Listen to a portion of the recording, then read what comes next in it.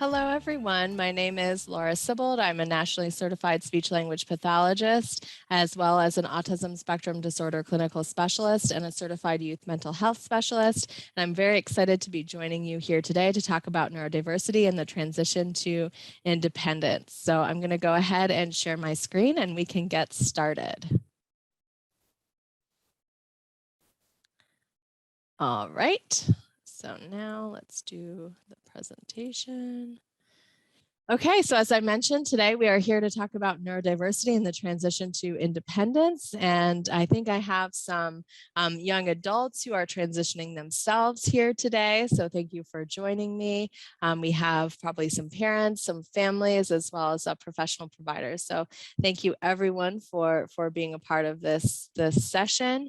And I'll really be focusing on how students can advocate for themselves and learn about what it is that they need to know when they transition out of school into either employment or into higher education.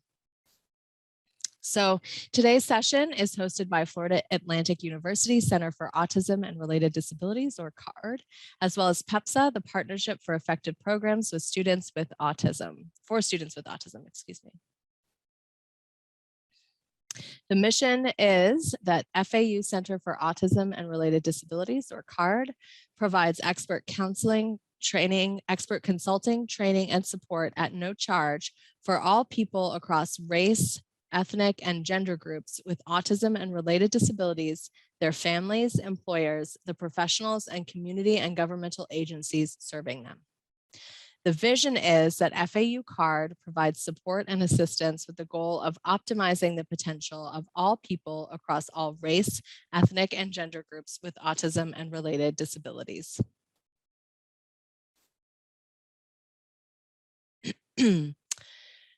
So FAU CARD, where they serve in 5 counties: Indian River, St. Lucie, Martin, Okeechobee, and Palm Beach, and in 3 offices: Boca Raton, Jupiter, and Port St. Lucie. They provide 1 dynamic service. And the phone number at the bottom is 561-297-2055. Their website is www.autism.fau.edu. And their email address is card@fau.edu. These are some of the services offered at no charge: family and school consultations, training and workshops, public education, referrals and resources, adults hangouts groups, and much more. And again, you can reference the phone number, website, and email address at the bottom. So let me tell you a little bit about myself. I've worked with children for the past 10 plus years. I started as a speech language pathologist in the public school setting in the Washington, D.C. metropolitan area. I moved into a position as an instructional specialist for autism for the middle and high school level for Prince George's County Public Schools in Maryland. I'm a certified relationship development intervention educator, or RDI educator. I have co-authored 2 workbooks with PEPSA Publishing, the Trauma-Informed Social Emotional Toolbox, as well as the Parenting Toolbox. I am a 2022 ASHA Convention Topic Committee member for Business Practices for Speech Language Pathologists. I'm a Maryland Speech Language Hearing Association Multicultural Affairs Committee member, and I'm a member of the Pennsylvania Speech Language Hearing Association as well. A fun fact about me: I have been in the past a unified coaching partner with Special Olympics for both bocce and track and field. This was a lot of fun. I always encourage you to check out Special Olympics. They do really great things. And my current position, I have moved to Philadelphia, Pennsylvania, and I am the Associate Director of the Disability Resource Center and Neurodiversity Initiatives at Chestnut Hill College. And my office just recently changed its name, as a lot of college offices are doing, and we are now the Center for Accessibility and Learning Services.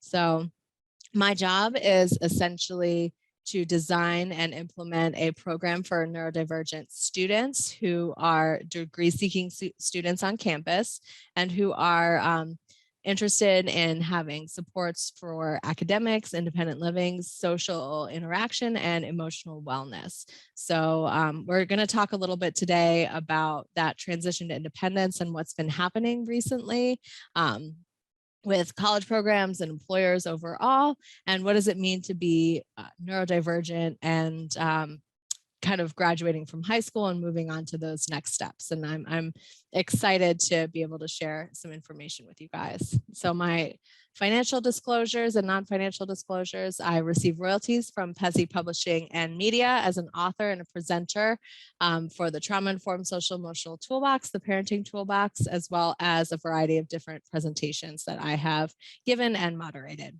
And as I shared before, I'm a member of ASHA, MASHA, and PASHA. I am receiving compensation for FAU card for this presentation.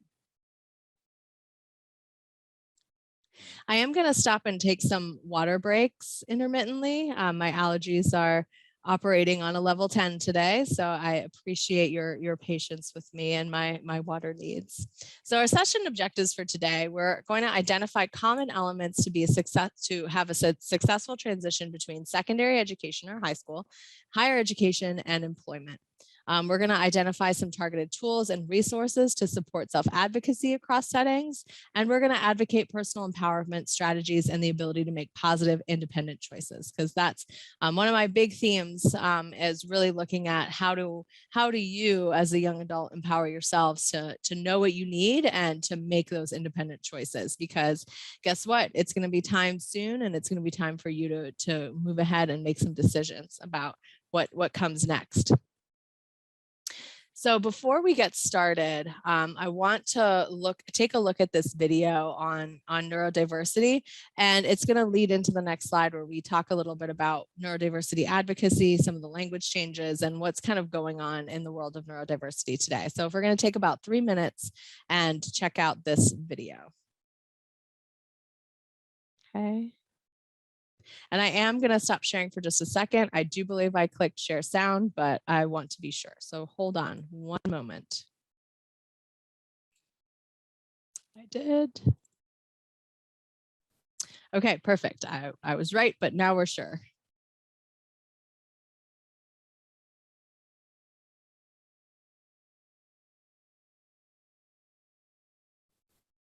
Neurological differences like autism or ADHD are considered to be dysfunctional disorders and disabilities under the medical model of mental health. There's too little attention given to enabling people with neurologically different minds to be accepted for themselves, to discover and celebrate their strengths, and to find a place in society that values their differences. When most of us think of diversity, we think of things like race or sexual orientation, but there's a different kind of diversity you might not know about: neurodiversity. Neurodiversity is the concept that neurological differences among people should be recognized and respected. I believe it's time for this new social movement, the neurodiversity movement, to take off.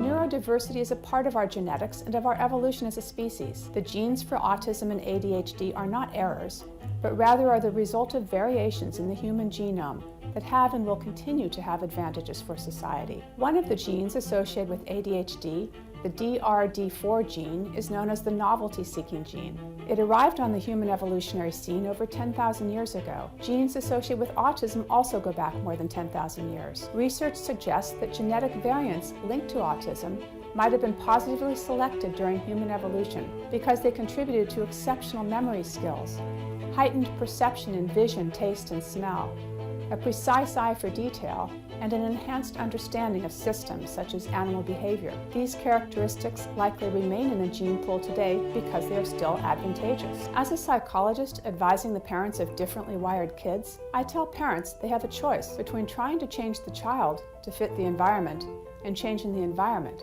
to fit the child. There are many different microhabitats and subcultures in our world. For an individual with autism or ADHD, finding success on their own terms may come from discovering the particular niche that fits best, the niche that allows their strengths to shine and their challenges to be minimized. Individuals with ADHD tend to thrive in situations of rapid change, variety, and that reward creativity and out-of-the-box thinking. A career as a comedian, detective, entrepreneur, journalist, actor, EMT technician, or photographer could be. I'm not saying that having autism or ADHD is easy. And I don't mean to downplay the real suffering that can be caused by having a neurodevelopmental condition, disability, or difference. But it's also time the world sees the beauty and value in brain differences. Neurodiversity might be every bit as crucial for the human race as biodiversity is for life in general. My vision is for a neurodiversity-tolerant and accepting society where differences are celebrated for the depth and dimension they bring to the human condition. I want children whose brains are wired differently to be encouraged to find their niche instead of changing to fit other people's ideas of normal. Diversity in every sense makes our world a better place, and people who think differently are a huge part of that. Okay, so thank you for enjoying that with me. So let's talk a little bit about neurodiversity advocacy and what's been kind of changing, because I did, like I mentioned, I did write this presentation kind of for the young adults that are moving towards their independence, but an exciting time, right? And you may be hearing more about neurodiversity and autistic versus person with autism and all these things. So let's talk about it a little bit. So the discussion surrounding autism has really been changing recently. Language, we've talked about person-first language versus identity-first language. So person-first language is when you use terms like a person with autism, a person on the spectrum, a person with Down syndrome, for example, or a person with an intellectual disability. It's the idea that they're a person first, and then they have this, this diagnosis or this difference or disability. Whereas identity first language doesn't separate the individual from their learning difference. It embraces it and says, well, this person is not a person with autism, they are autistic because it's inherently part of who they are. And so there have been arguments back and forth on both sides. There's been a lot of information. And I think, like, for me, the best thing to do, my recommendation is always to ask people what their feelings are moving forward. Like, do they want to be called autistic, or they prefer a person with autism? That is really, you know, a personal preference. So you'll hear me use mostly autistic during this presentation. I do sometimes use person with autism as well, as I'm trying to change my language. I was always trained to use person first language. So it's, you know, a process for me to try and shift from person first to identity first language. I'm working on it. Also, the term neurodiversity is not really new, but relatively new. It's been gaining a lot of traction the past couple of years. And so neurodiversity refers to the idea that everyone's brains are kind of wired differently, contribute to different ways of thinking, and that there are individuals who are really truly neurodivergent and their brains are wired differently. You heard that expression in the last video, is that, you know, these brains are actually wired and operate in a different way. So they're called, you know, neurodivergent individuals. So that reflects not just autistic individuals, but people with ADHD, Tourette syndrome, dyslexia, and other learning differences as well. So I encourage you to kind of do your own research on this and listen to what different groups are saying. The autistic community is, you know, talking a lot about preferring to be called autistic. So I encourage you to really, really look at that and then ask people what their preference is when it comes to language, and think for yourself how you want to be referred to. Is it neurodivergent? Is it autistic? Is it a person with autism? Is it a person on the spectrum? It's entirely up to you. And so you'll see some of the symbols are changing, puzzle pieces versus infinity symbols. Different colors has been blue, now moving towards red and gold. And the color shift is reflecting that there's more women being diagnosed as autistic now, later on in life than there had originally been thought. And there's a lot, you know, a lot of research going into that and looking at what autism looks like in women. And then the infinity symbol is really looking at the idea of infinite possibilities for how, you know, the brain works and how the brain is wired, and celebrating all of those differences. So I think as advocacy is changing all these you know, terms and different you know, symbols are changing, you kind of stay on top of it and do your own research into what your thoughts and opinions are in terms of what language you want to be used, you want to have used for yourselves. Okay. So let's talk about transition. That's why we're here today. And I'm really excited to have this conversation. And I'm hoping there's some young adults out there listening. And, the reality is life is full of times of transition, basically times of change. And some of the most impactful times are moving between educational settings. So moving from high school to college or university or to a trade school, or moving from an educational setting to a career, whether that's from high school directly into employment or after you've finished higher education into employment. Those are big times of transition. And it's really important to understand certain elements of these transitions, including the legal aspects, personal responsibility and advocacy, and societal changes in advocacy. So we're going to go through each of those and take a look at, like, legally, what do I need to know about some of these changes? Like, what laws are pertinent to me, and what laws are going to be pertinent to me as I move out into my career. Or into higher education. And also, what is my now personal responsibility? You might have had family members advocating for you, educational advocates advocating for you. Now what? Now what happens as I'm getting older? What does it look like? And then what is happening in society? We talked a little bit about it just now. There has been a big shift recently in looking at neurodiversity. So we'll talk about those changes and the advocacy that's occurring around that. All right. So your role as a young adult in transition, you need to know what's going to be different, what stays the same, and what will change. Developing self-awareness of what is needed for you to feel comfortable in any kind of educational or vocational setting. Are you, do you need to take breaks? Are there opportunities to move around? Do you need to stand up and stretch? Do you focus better when standing? Do you need a standing desk? What self-regulation tools do you use, or actions? Are there self-stimulatory behaviors? Do you need to listen to music?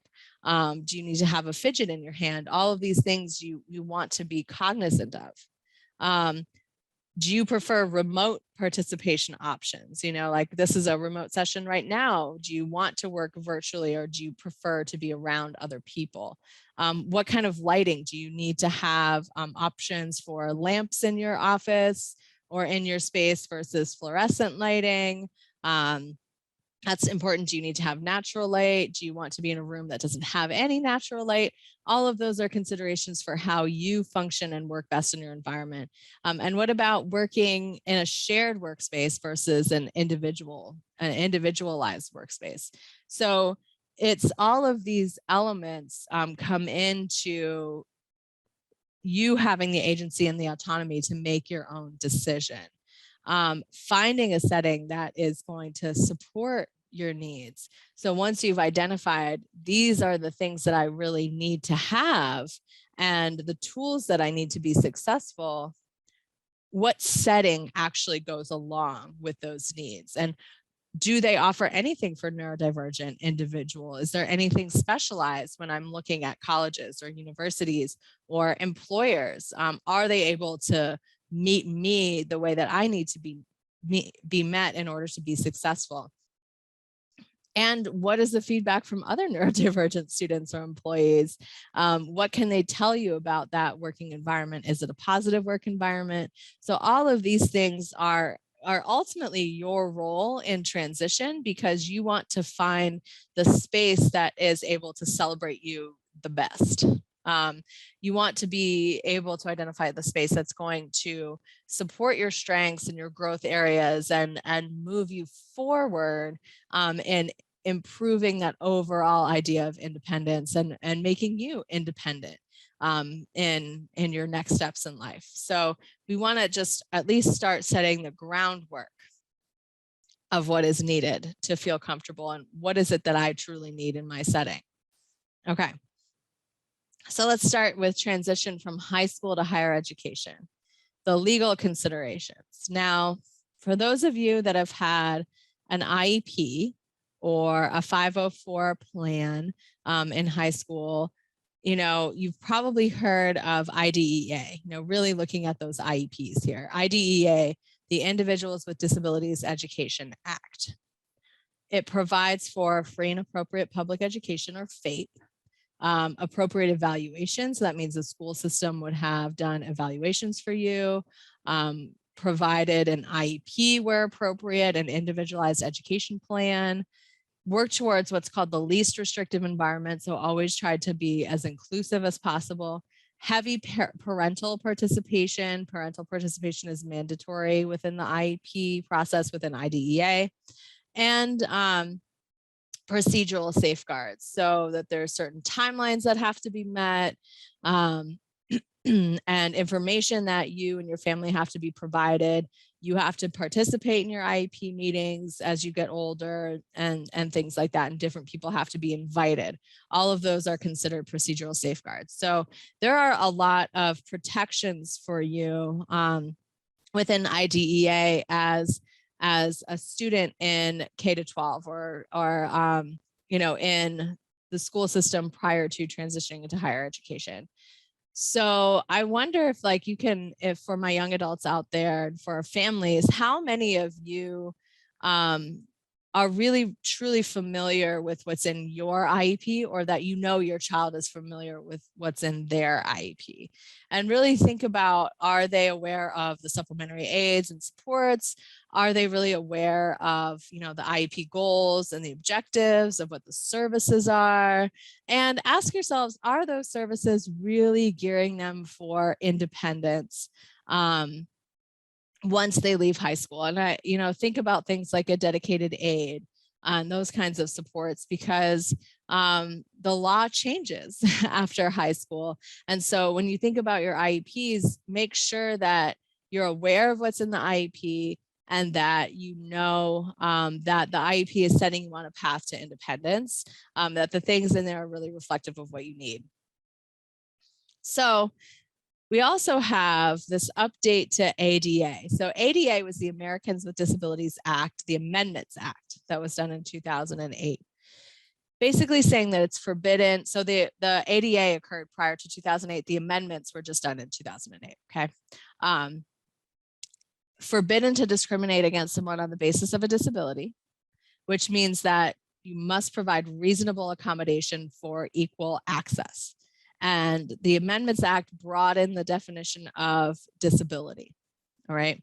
So it could be something that's temporary, something that's developmental, something that has been acquired and is now long-term. There's a variety of definitions that's very broad for the term disability. So this is the law that higher education starts to look at in terms of developing what's called an accommodations plan. Okay. So in high school, students are captured under IDEA. School system takes the lead in identification, assessment, provision of services. Student receives the services automatically. They don't have to ask for them, and parents have the right to be involved. In college and in university settings, students are captured under the Amendments Act.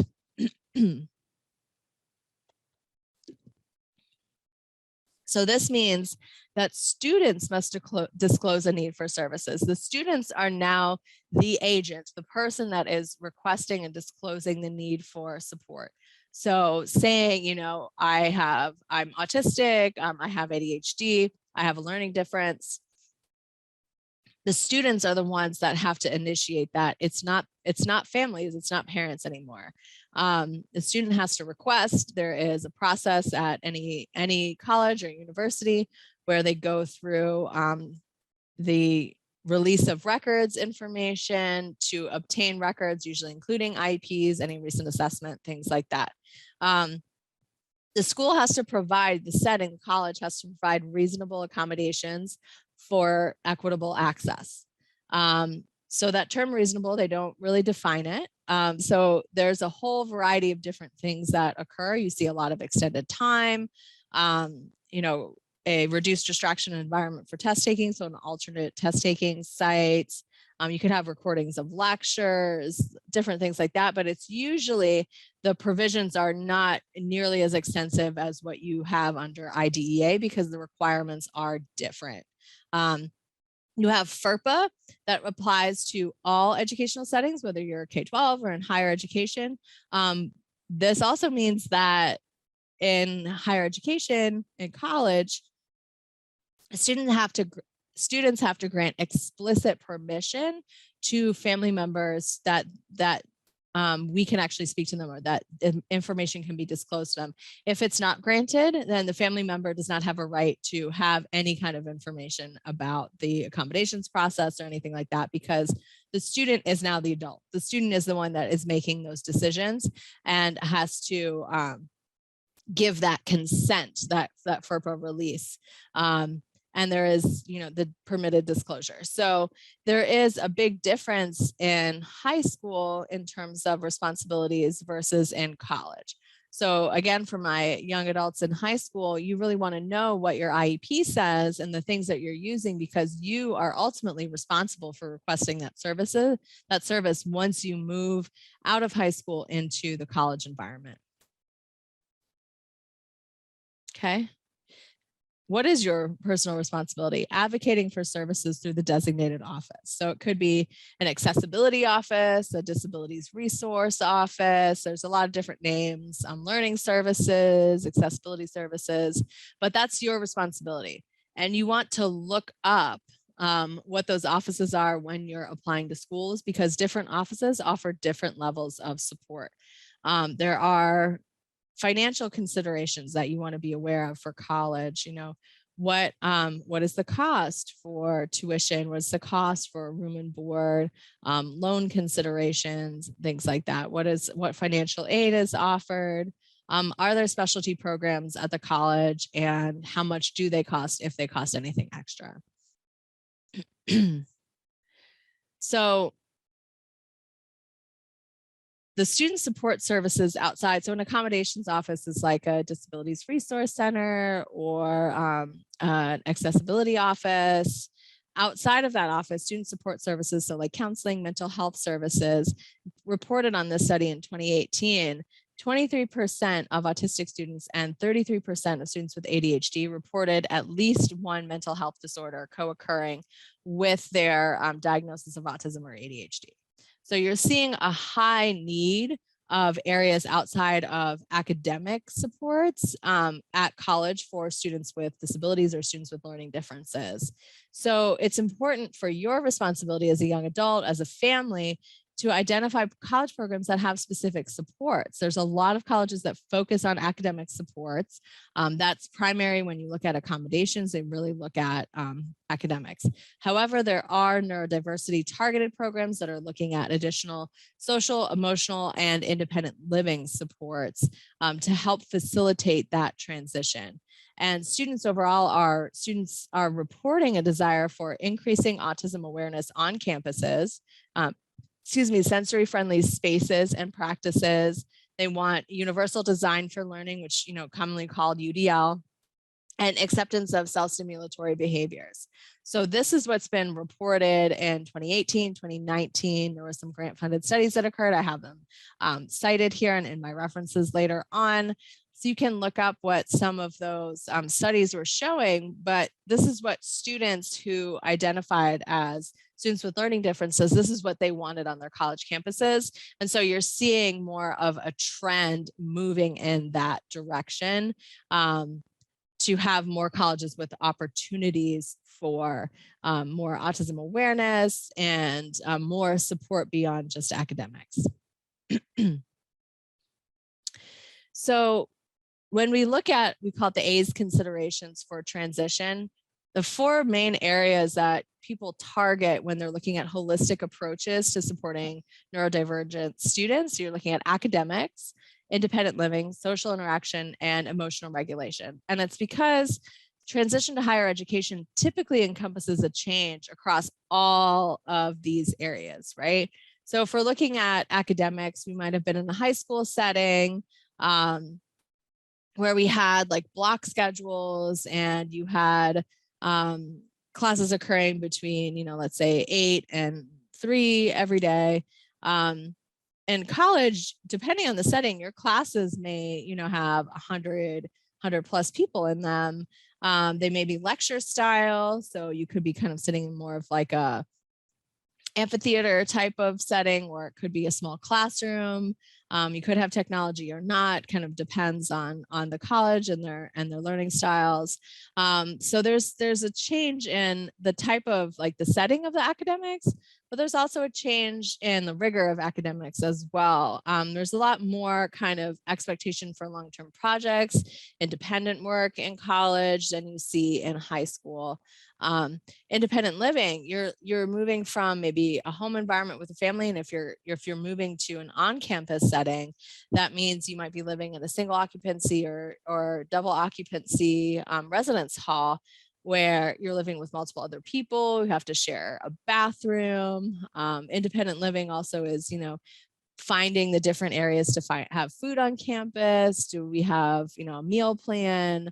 Are we cooking in our rooms? Not usually. Freshman year, that doesn't usually happen. So there's a lot of shift in independent living from being at home and being supported by a family to living on a campus.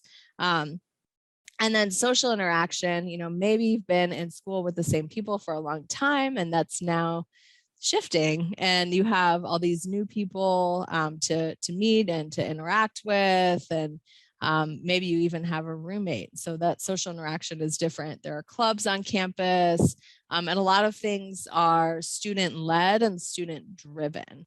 So it can be complicated to figure out, how do I initiate these interactions? Or the social norms are a little bit different on campus versus, in a high school. So how am I navigating that? And then emotional regulation overall, it's just trying to maintain the strategies and the skills that you've identified previously as being effective, and generalizing them into these new settings and having opportunities to generalize them into new settings.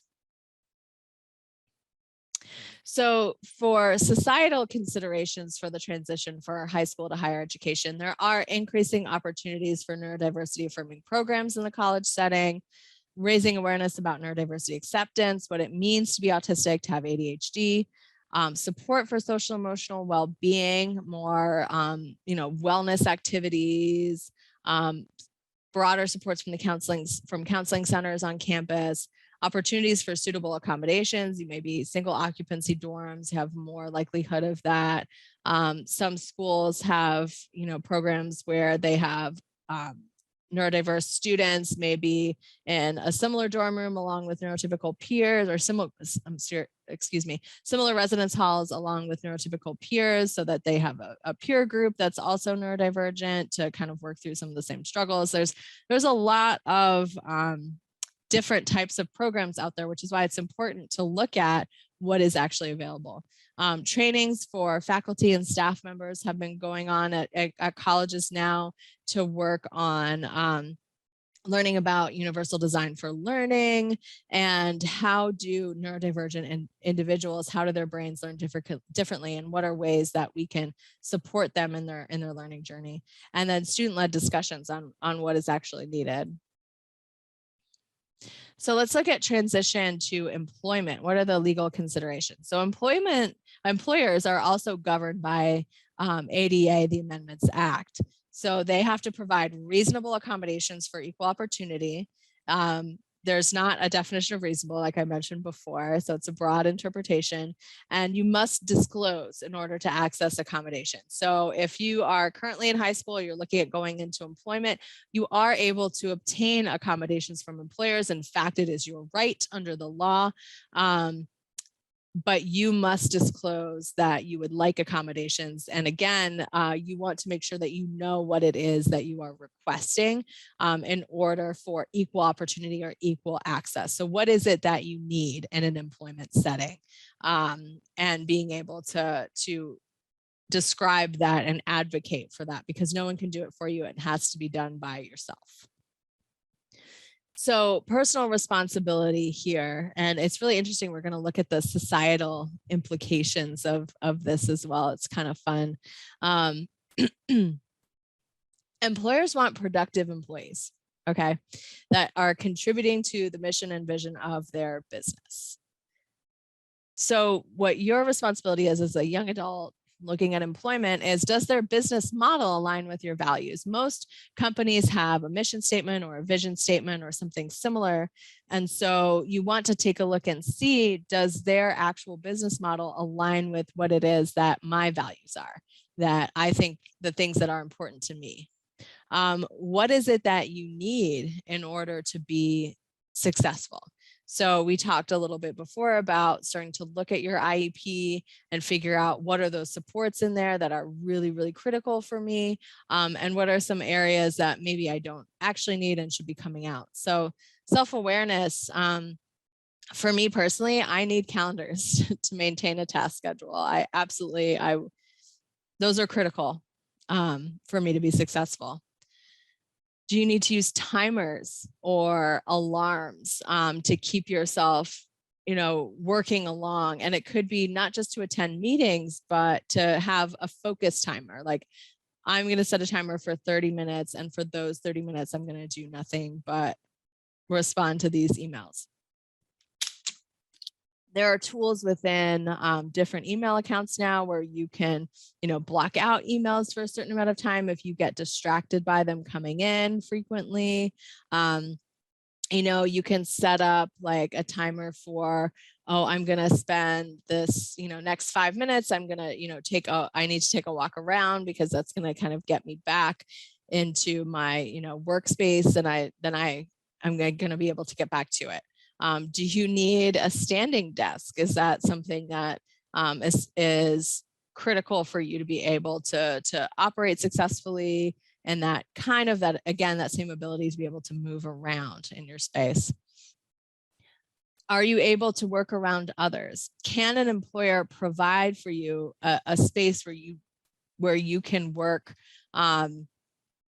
by yourself, or are you going to be expected to work around others? And know yourself in that. Are you able to work productively around other people, or is it something that's more difficult for you? Visual reminders of policies, procedures, how to access different things, having checklists and things like that are really helpful. And are you able to set up your own checklist at this point? Do you need more job coaching? There's always state agencies, in Pennsylvania, OVR, Maryland, you have DOORS.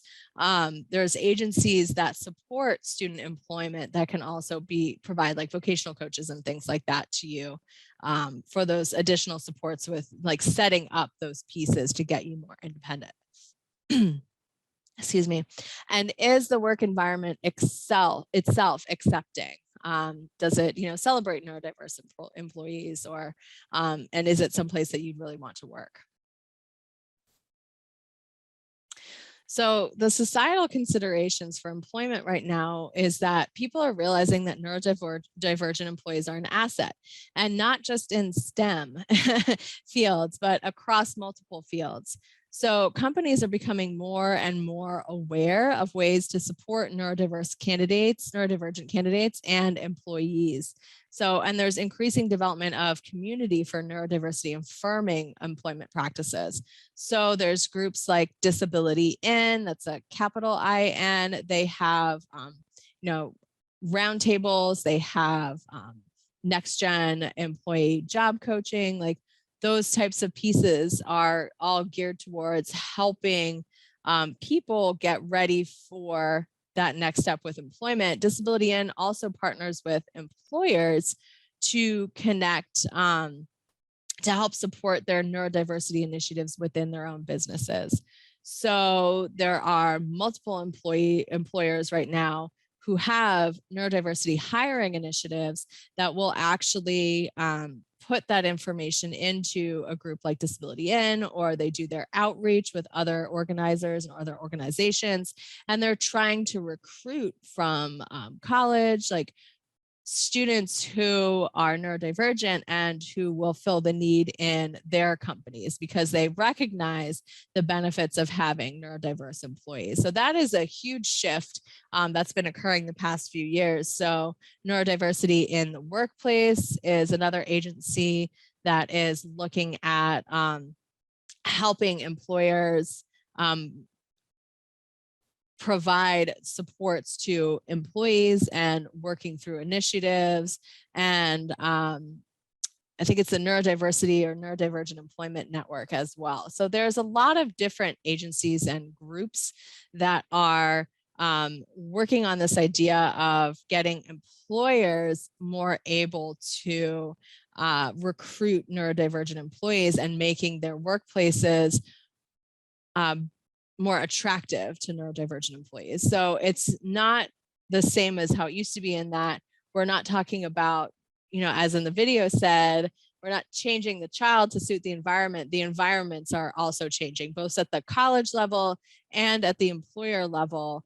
Of environments are changing because they recognize the benefits of having people and individuals who think differently, and recognizing that the old way of doing things were maybe not conducive for those individuals. However, the law has significantly changed between your high school setting and your college and employment setting, in that you have to be the one to actually advocate for the things that you need and to disclose and request supports. And you need to know what places are offering as you're kind of making those decisions and moving forward in that journey. Okay.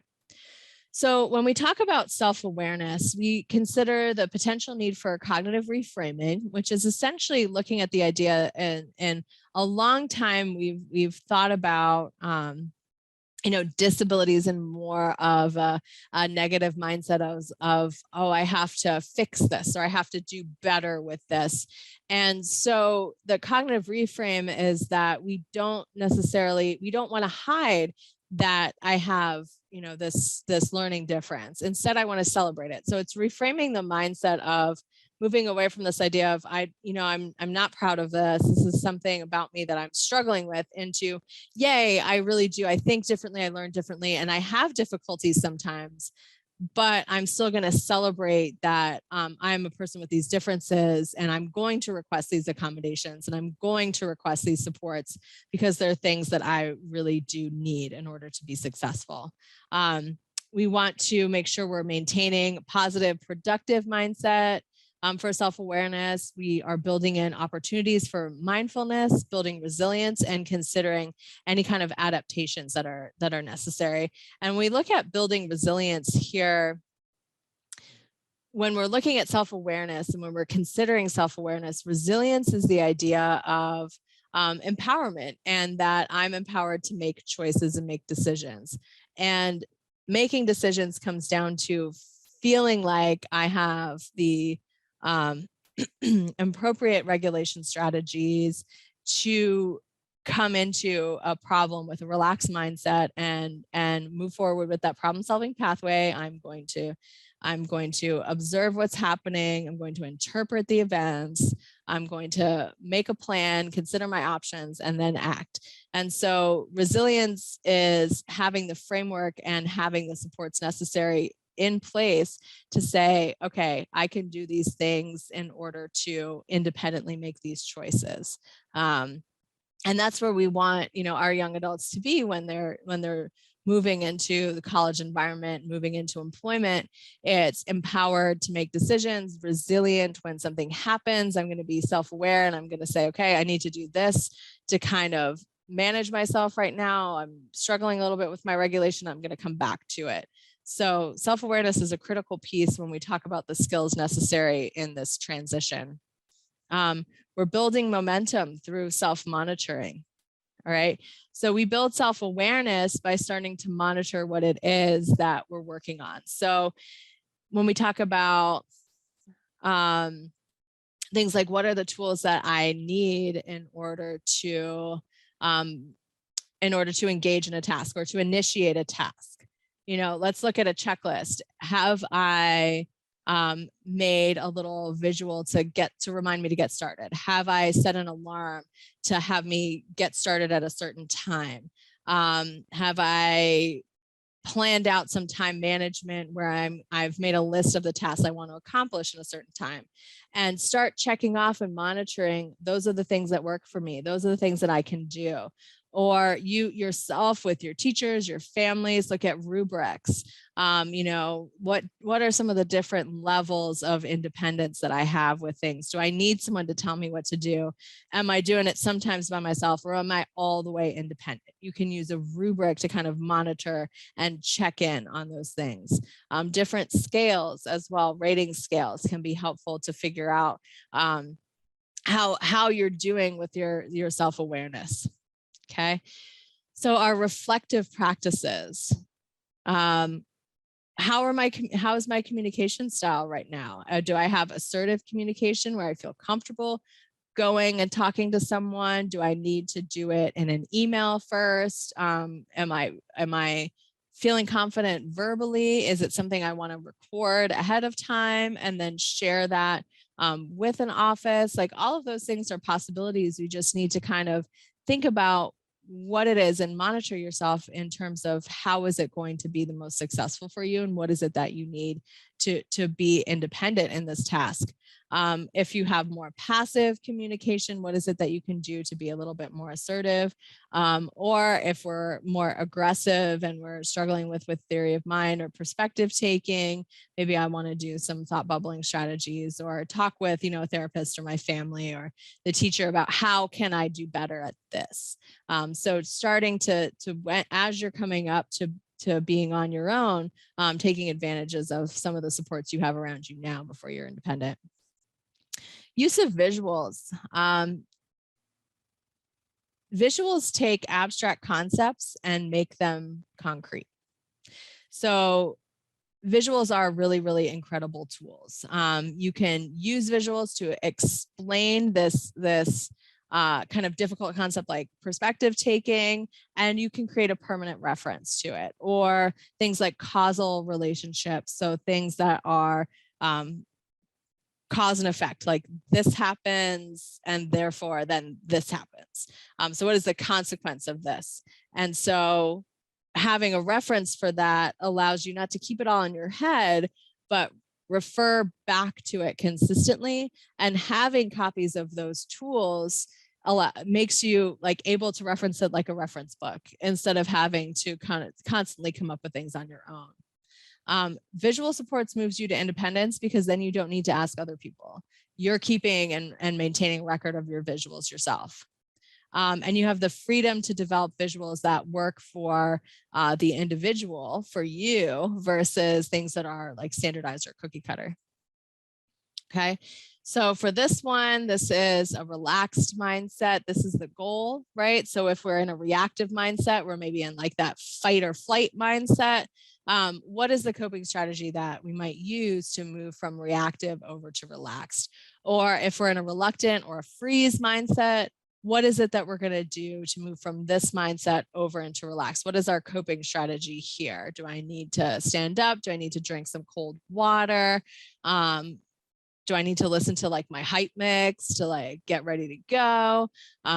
For reactive, maybe I need to do some stretching, some breathing. I might have some like mindfulness practices that I'm working on. So these visuals, again, they're reminders to help bring you back into the place that you need to be in order to make decisions. And these are the tools that you take with you when you go to college, go to a new position, because they're your reference pages. And that way you don't rely on anybody else. You have your own situation. Okay. I use icons a lot in therapy practices. So reactive, like, could be a little volcano, and I could have that as like just a little reminder to myself of, okay, my mindset's a little reactive now. I need to kind of transition it back over to be relaxed. Or it's reluctant, maybe a cloud or a raindrop or something like that. And it just depends on the person, but it's creating an icon or a visual reminder so that it's taking kind of the linguistic demands off of you. Okay. So I'm going to pause for one moment and read the code information for participating in the webinar. Okay. So thank you for participating in this webinar. To obtain a certificate of completion, you must fill out the form at the certificate of completion link provided on the email for this training. Please write down this code as it will be required to receive the certificate. And the code is LS052022. And again, the code is LS052022. Okay, one more time, LS052022. Okay. So when we talk about coping strategies, those are skills, skills to help regulate. All right. So again, I have a lot of pictures of visuals here, and these are tools to use to promote your own independence so that you start to become more aware of what the strategies are that are necessary for you to be successful. So to maintain your cool, do you talk to a trusted person? Do you take time to yourself? Do you have a snack or a water break? Do you have to take a movement break, like jumping or stretching or moving around? I love, like you can tell, I love creating logos as reminders for things. So, you know, here you can create a little logo for yourself. For, you know, these coping skills, sometimes it's helpful to look at what is a good coping skill and what is something that's unhelpful. I have an example here for you. So for deep breathing, all right, pop quiz, and we use breathing methods such as like breathe in the roses, breathe out the candle. I use the candle one a lot because it helps with that visual. You know, you're blowing out a candle on a cake. Or the unhelpful version of deep breathing would be breathing loud and fast, like hyperventilating breathing, and you end up having to go to the nurse and you avoid the task completely. So you didn't cope with it, you use the coping skill in an unhealthy and unhelpful way. So there's some other coping skills that people use, like talk with a friend, listen to music, using a fidget or a toy. And you can kind of, for yourself, think about what is a calm way or a helpful way to use this coping skill and what's an unhelpful way. And think about how you yourself end up using your coping skills. All right.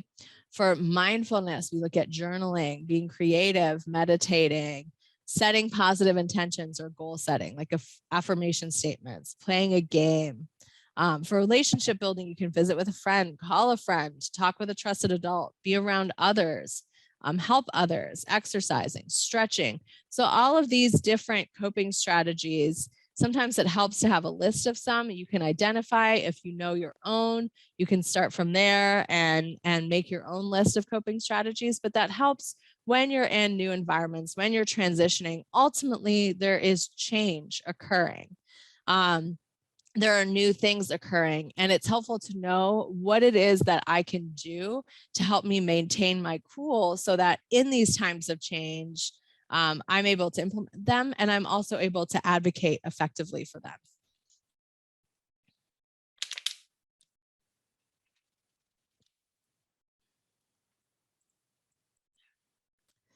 So there have been different places that are doing calming spaces or neurodiversity affirming spaces now. So it's always fun to kind of think of, if you had a neurodiversity affirming space, what would it look like? What would you want there?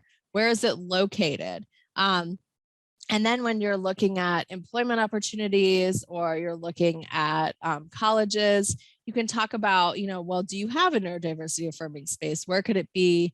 And what items do you have in there? And some colleges would want you to also tell them if they could provide additional items for you as well. So it's good to know and have an idea of what some of those strategies are, and coming to your school, coming to your employer with those ideas yourself. You can advocate for them. Right. Coping cards. I love these, again, because they're visual and they're portable. You can take them with you. So you can use an index card and start recognizing when you're frustrated, when you're tired, when you're feeling anxiety. What does your body feel like? And this is something you can work on with a trusted adult, with in a therapy session or anything like that, or on your own if you have that self-awareness for it. When your body feels tight, when your body feels like lightheaded, when your thoughts are racing. I had a student tell me that his thoughts were like a stampeding T-Rex. I thought that was, very descriptive. And then what am I going to do to make it feel better? I'm going to do this kind of coping strategy. And having cards like this, again, it's that visual reference to get you ready to utilize the coping strategy when you're in a moment of dysregulation. So adaptation, transition ultimately means changing and adapting. It's an opportunity for new learning, which is amazing. Dynamic learning, we want small changes, adjustments to move just past your comfort zone. You could do this when you're still in the home environment. So you're just doing something a little bit new and different, making it a little bit more complicated, doing your own laundry at home, making your own schedule, planning for your meals to ease that transition when you move away from home into a new setting. You have some of those skills, and therefore that anxiety is lessened. You want to consistently use your self-awareness and your coping strategies to self-monitor. Change can be extremely difficult, but it is manageable when you have that plan in place and when you know what the change is that's coming up. So there's different supports for neurodiversity and transition. So the Autistic Self-Advocacy Network here, or ASAN, the College Autism Network, or CAN, is a great resource that has a lot of research in it. Top College Consultants, they maintain lists of programs that have neurodiverse supports for students. And of course, the host of this presentation, Florida Atlantic University, the CARD program, you can look to them for support with your transition, whether it's to employment, to independent living, to college for sure. Okay, so here are my references for today. I have multiple studies in here we're looking at specifically at the university experience, and I think that's really interesting. I encourage you to take a look at that. My own publications are in here as well, where you saw some of those visuals. Okay. And then the Clearinghouse for Autism Research as well, and more on university life with autism spectrum disorder. So, and this is the link to the video. Right, so thank you so much for attending today.